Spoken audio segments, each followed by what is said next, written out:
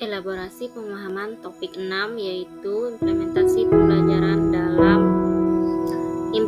pembelajaran dalam UBD adalah implementasi dengan menggunakan desain mundur yang dimaksud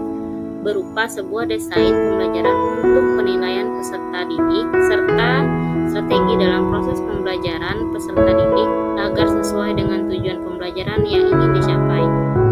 Dan pembelajaran bisa fokus pada pemahaman peserta didik sebagai suatu usaha dalam meningkatkan keterlibatan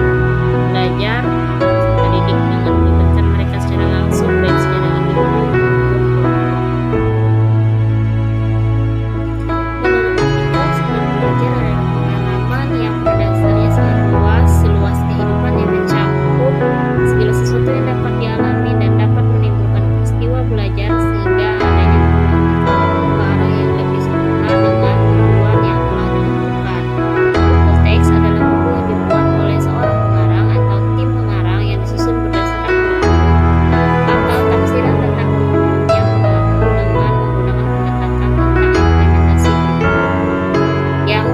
sebagai pedoman manual bagi peserta didik dalam belajar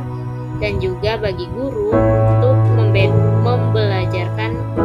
siswanya dalam bidang studi ataupun mata pelajaran tertentu sehingga peserta didik bisa menggunakan sumber belajar yang berupa buku teks pelajaran untuk menemukan jawaban dari pertanyaan guru atau menambah ilmu pengetahuannya dengan menggunakan teks tersebut. Ulasan dari kelompok 1, mereka menjelaskan bahwa penilaian hasil belajar peserta didik jenjang pendidikan dasar hingga menengah selalu meliputi aspek pengetahuan,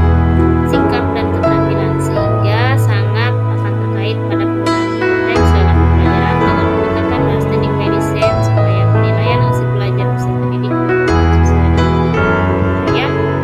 yaitu adil, objektif, dan edukatif. Penjelasan dan pemaparan yang dilakukan oleh kelompok 1 berketerkaitan dengan artikel yang saya baca mengenai pengaruh penggunaan buku teks pelajaran dan internet sebagai sumber belajar terhadap hasil belajar siswa pada pembelajaran IPS karena kelompok 1 telah menjelaskan arti dan makna dari pembelajaran buku teks dan